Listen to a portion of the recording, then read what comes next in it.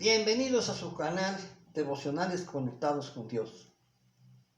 En esta semana, que es del 21 al 24 de septiembre del año de gracia del Señor 2021, tenemos como tema general el pueblo de Dios ante la independencia de México y su consumación. Y es que precisamente en estos días estamos celebrando el bicentenario de la consumación de la independencia de México. Y es en este marco en el que reflexionamos y vemos que durante la colonia hubo diversos brotes de presencia protestante en México. Concretamente en la ciudad de Puebla, hacia el año de 1497, se localizó, según se cita en la obra Puebla a través de los siglos, editada por el Son de Puebla en 1962, se habla de que se reunían en lo que más tarde fue la parroquia de Santa Catarina, lo que hoy sería la 3 Norte y Avenida 2 Poniente. Se reunían fuera de horario personas que fueron tomadas, presas y juzgadas por la Santa Inquisición por herejes protestantes. Pero no fue el único brote. Hubo muchos brotes más en toda América Latina, pero sobre todo en México. Y hay que considerar que después estos brotes fueron desapareciendo hasta no tenerse noticias de ellos, excepto por alguna ejecución de algún pirata o de algún inmigrante del norte de Europa. Pero es de suponerse que después de la forma tan cruenta en que fueron castigados los herejes, quienes profesaran su fe no concordante con la iglesia mayoritaria, lo debieron haber hecho con mucha discreción, con mucho cuidado, y seguramente no faltando a los oficios de la religión oficial, como manera de evitar la persecución de la Inquisición. De tal manera que cuando la independencia empieza a esbozarse, estos grupos ya existían y ahí estaban.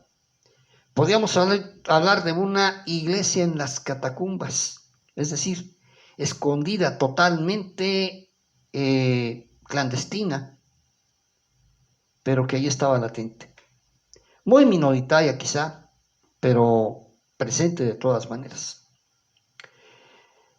Pero por otra parte, los ideales de la Revolución Francesa permearon de tal forma que se hizo necesaria la expulsión de los jesuitas, precisamente porque había temor de que sus ideas, concordantes en algunos casos con los de la Revolución Francesa, podían llegar a ser peligrosos para la metrópoli, es decir, para España. En ese contexto es cuando la lucha por la independencia, paradójicamente, fue llevada a cabo por el bajo clero.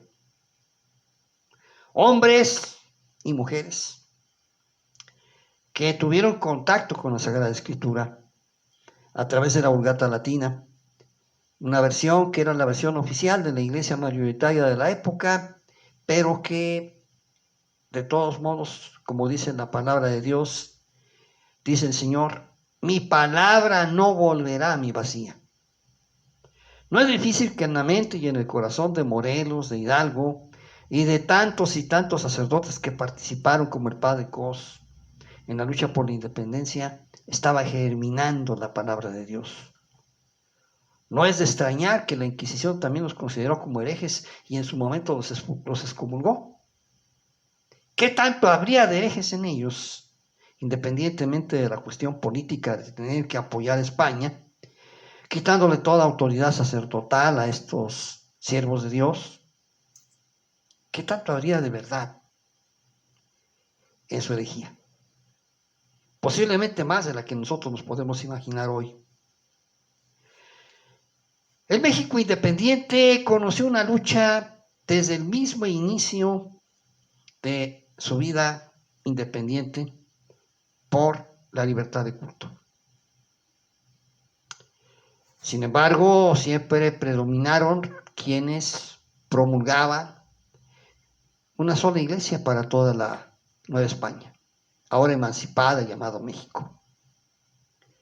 Sin embargo, los liberales, acaudillados por don Valentín Gómez Farías, fueron luchando poco a poco y durante décadas enteras hasta que la Constitución de 1857 fue una constitución básicamente liberal, pero todavía no proclamaba la libertad de culto hasta que don Benito Juárez la promulgó en 1860, en diciembre de 1860. Es interesante porque en el momento en que se promulga la libertad de culto, surge inmediatamente en la Iglesia de Jesús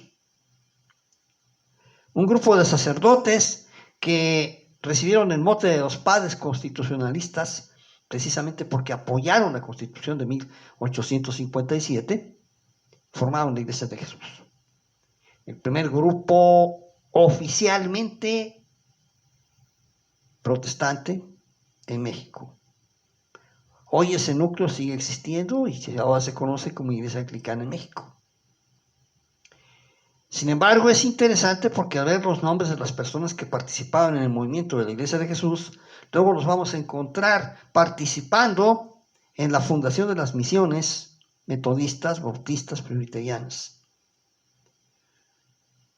Es interesante porque eso nos da a entender que había una serie de vasos comunicantes entre los diversos grupos evangélicos de la época.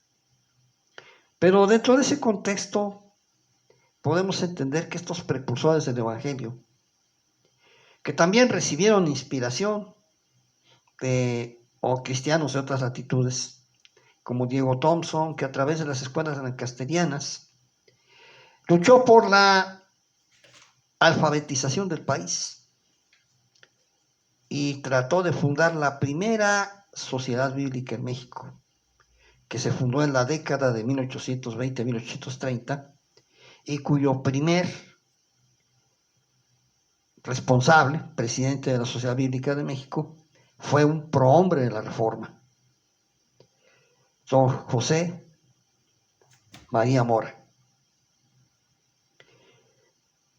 Un hombre que fue sacerdote, pero que después se dedicó a la política y fue uno de los más fuertes impulsores del liberalismo mexicano. José María Luis Mora, que incluso tiene una casa que se dedica a investigar la historia de México, representa esa transición de pensamiento entre el conocimiento profundo de la teología de la Iglesia hegemónica, transitando hacia un nuevo horizonte espiritual.